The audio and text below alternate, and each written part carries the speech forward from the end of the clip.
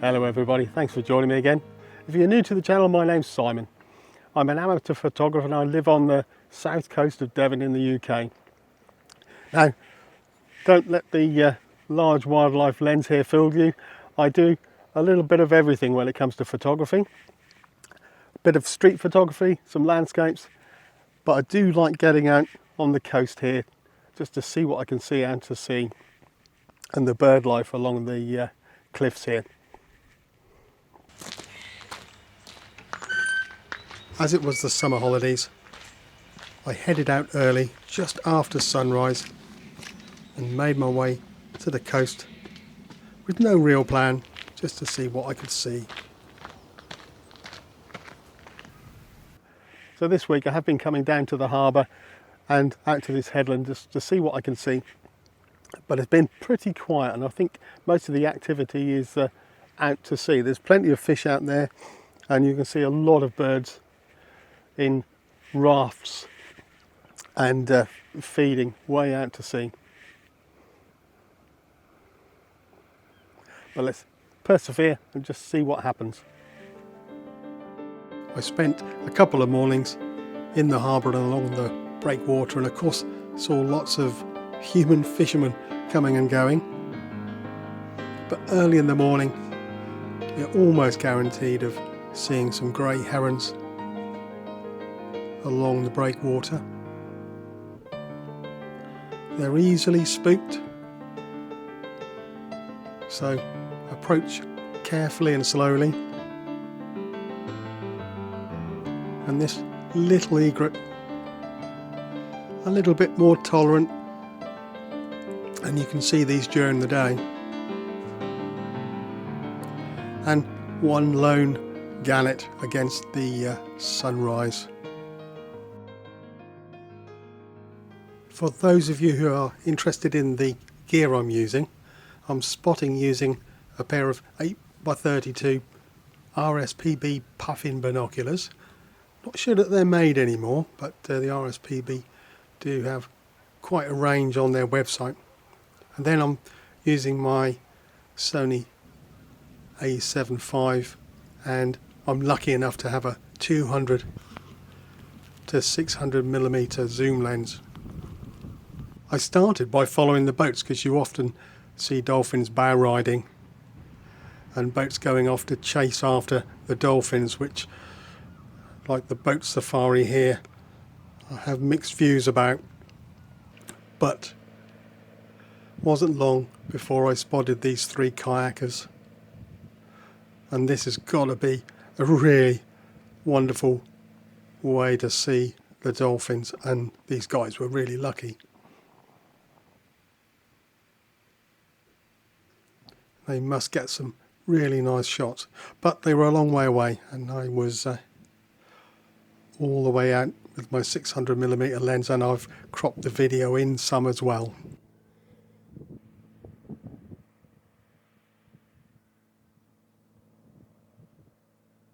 Looking further out, you could see some dark shapes, which were these rafts of what looked like gulls mostly.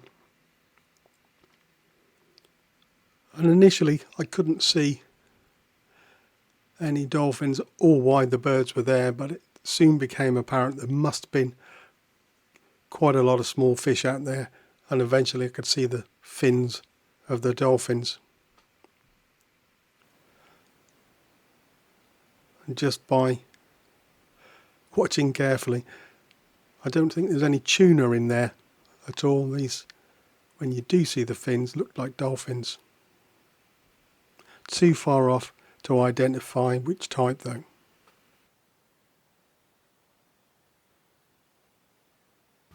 It took a little while for these bait balls to dissipate and the dolphins to start hunting around the bay, and lucky for me they started to head towards the headland here. They were still feeding, and if you look closely at this one, you can see all the fish going in all sorts of directions as he dive bombs them.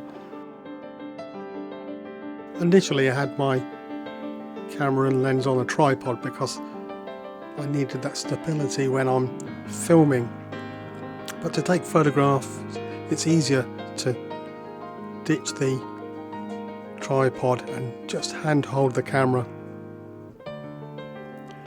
And I managed to get some half decent photographs.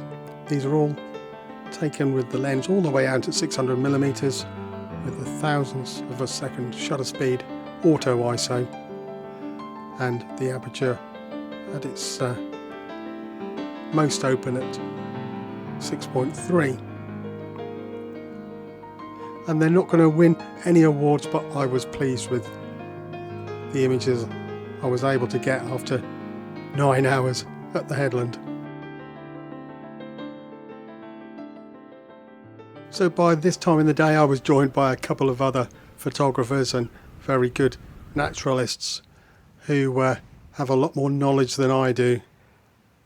Now I was photographing things like these seed heads and this jackdaw. Now I'm not going to mention their names as I haven't asked their permissions, but thank you very much for joining me, and you know who you are. Now the kittiwakes were fledged and were collecting out on the rocks,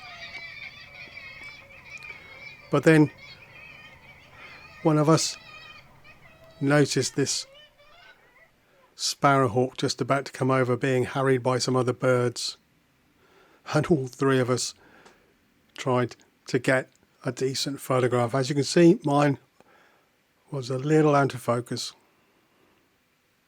but I'm pleased with the shot still. It works okay at this sort of distance, and this was the first sparrowhawk I've seen, so I was told that due to their yellow eyes this was a female. Anyway, thank you very much for the knowledge and the company. Well, lovely though it is standing out here on the headland, I think I'm going to call it a day. The headland's starting to get a little bit more busy, and I think I've seen all I'm going to for today. I think this week is a really good example of that you really can't plan wildlife photography, and it takes time and perseverance. Anyway, still enjoyed getting out. If you enjoyed the video and like to follow the channel, don't forget to hit that subscribe button, and hopefully I'll see you all again soon. But for now, cheerio.